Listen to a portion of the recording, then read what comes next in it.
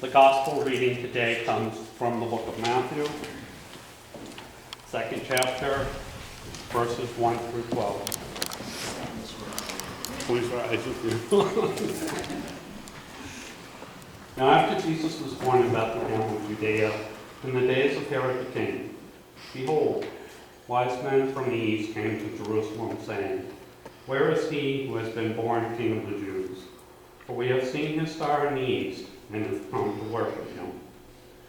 When Herod the king heard this, he was troubled, and all Jerusalem with him. And when he had gathered all the chief priests and the scribes of the people together, he inquired of them where the Christ was to be born. So they said to him, "In Bethlehem of Judea, for thus it is written by the prophet, But you, Bethlehem, in the land of Judah, are not the least among the rulers of Judah. For out of you shall come a ruler who will shepherd my people, Israel." Then Herod, when he had secretly called the wise men, determined from them what time the star appeared. And he sent them to Bethlehem and said, "Go and search carefully for the young child, and when you have found him, bring back word to me, that I may come and worship him also." When they heard the king, they departed, and behold, the star which they had seen in the east went before them, till it came and stood over where the young child was. When they saw the star, they rejoiced with exceedingly great joy. And when they had come into the house, they saw the young child with Mary his mother, and fell down and worshipped him. And when they had opened their treasures, they presented gifts to him, gold, frankincense, and myrrh. Then, being divinely warned in a dream that they should not return to Herod, they departed for their own country another way. God is still speaking. Thanks be to God. You may be seated.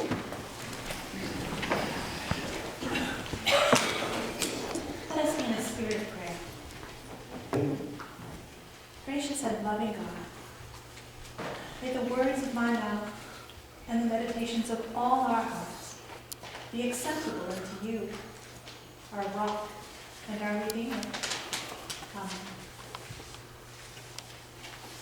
I love the 12 days of Christmas. And they're not the 12 last days before Christmas that you get to jam in all your shopping and card writing and shipping to your friends and family over the states and seas. They're these 12 days after Christmas that ended last night. Yes, my Christmas tree is still up and was lit until last night. And the wise men, these wise men, haven't made it until today to the manger scene yet. So even though they are depicted in many manger scenes, scholars say that they probably arrived more like 2 years after the baby was born. And they brought him these wonderful gifts. These gifts that have been come to represent things like his divinity and his death. But things that were extraordinarily valuable in his time. Things that this very impoverished couple, Mary and Joseph, might have been able to sell little by little in order to provide for this child. Things that were probably valuable to these kings, these wise people as well, but that they were ready to lay at the altar, that they were ready to give to their God. Wise ones still seek him. It wasn't just 2,000 years ago, but still today. Those of us who are seeking wisdom still draw near to God, still come close to the altar, still yearn for a connection with the Christ child, that we may experience healing and salvation.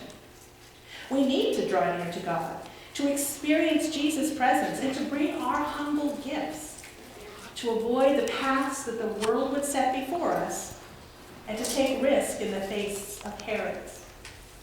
Now these wise ones, that may be a misnomer, wise ones, but what kind of political savvy do you think it required for these guys to ask Herod, "Hey, where's that guy, where's that king who's going to be your replacement?"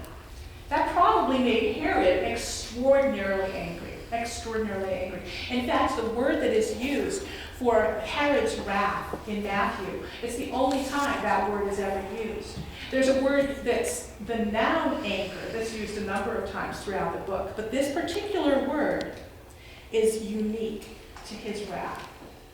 But the idea of slaughtering the innocents, that's what was happening. That's what Herod wanted to do. He wanted to kill all the children, male children under the age of 2, to avoid this prophecy being fulfilled of this king taking his place. But you may remember there's another place in the Bible where children are killed. You remember? It's the story of Moses, where they were killing all these young children. And unfortunately, it rings so true to us here in this time, when we've lost all of those children in the Newtown tragedy. The slaughter of innocents. If some of you are on Facebook, you saw the post that I put up that talked about, it's a phrase from Jeremiah that talks about Rachel weeping for her children. And that pertains, even though it's in the Old Testament, to the slaughter of innocents in Moses' time. But Rachel had no children of her own, and she was weeping for the children of the world, the children to come, the children that would die when these wise men were searching for this king. Now the angels came and told the wise men which path to take home to avoid Herod's wrath. But the angels also told Joseph which way to go home. They sent him in the direction of Egypt. Now if you remember the Hebrew history, you know that Egypt is the place that the Hebrews fled from. So that must have been a pretty uncomfortable thing for Joseph to be asked to go back towards this place that his people had been delivered from. So he was stuck in a very difficult place. And when we see scenes like this nowadays, and we sing the songs that we have cherished from our youth, sometimes we lose sight of the real tragedy that was happening in these people's lives, the real devastation that they were waiting to be saved from. Sometimes when I stand up here and talk about what we're saved from, it kind of becomes shallow to me when I think of the little teeny things in my life that are obstacles to me, compared with the enormous things in these people's lives, and in your lives, and in the lives of the people of Brattleboro. There are some enormous things that we need to be saved from. Most significantly, our fear, our separation from God. We need to have a place where we can come and be saved. And that's what these wise men were doing. They were drawing near to God, manifested as Christ child. And that's what we do when we come here to church each Sunday. I bet you can't guess where I was last Sunday at 10 o'clock on my vacation. What do you think? Think I was in bed? Yes. With church somewhere. Oh, what did I do? No, I was in church. I love the opportunity to have a vacation day and go visit my colleagues and see how they're doing in church and bring back all the great ideas to you all.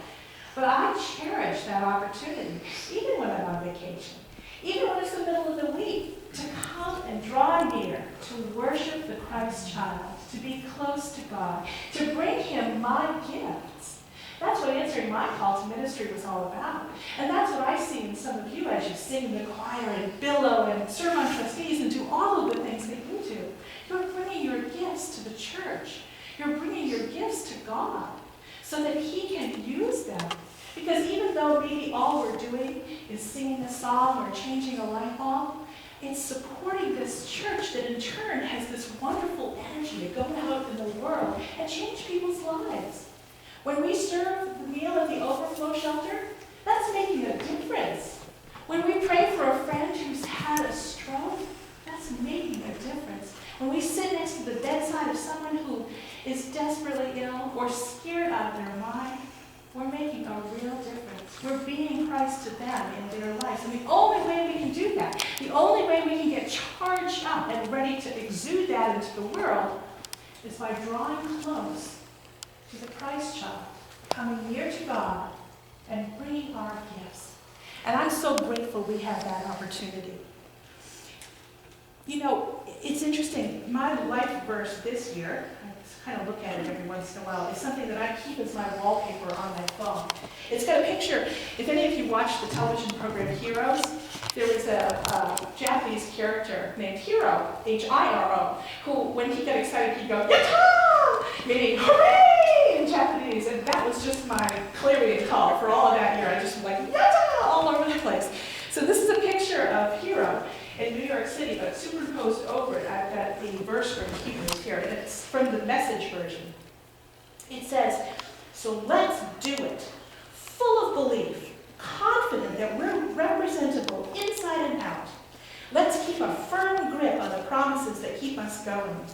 God always keeps his word. Let us see how inventive we can be in encouraging love and helping out, not avoiding worshiping together as some do, but spurring each other on, especially as we see the big day coming. Now, I love the first part of that verse. That's what drew me to it. So let's do it full of belief and confidence. You know, God always keeps his word. Let's go out and really do the work. But I was always a little bit troubled by the last part. Not avoiding worshiping together as some do. Because it's hard to be critical. I don't want to be critical. When somebody comes to me and says, I haven't been to church for a while, or I'm not coming to church, or whatever, I don't want to beat them up about that. I really don't. I want to love them for coming the day they did. You know? So I keep looking at that verse and I keep thinking, not worshiping together as some do. What is that all about? What is that all about? And then when I was working with this scripture for Epiphany, for when the kings come and worship him, I kind of figured it out. Because we kind of need each other. We kind of need this opportunity to come together as a church family and worship God together and to start together what we can do with this energy once we're plugged into the God thing out in the world, right? Because by ourselves, we might not have the idea to put together a meal at the overflow shelter. But when we get together with a couple other people, we say, well, here, you do this and I'll do that. And we're ready to go. And that's why the United Methodist membership vows include supporting the church by our presence, by being here. So I'm using the word gifts when I say what the wise men bring. But I'm thinking it's pretty cool to think of their presence, TS and CE, as what they bring to God. What a great opportunity we have to start the year off thinking about worshiping together, drawing near to the Christ child, and getting charged up to do our work in the world. Thanks be to God.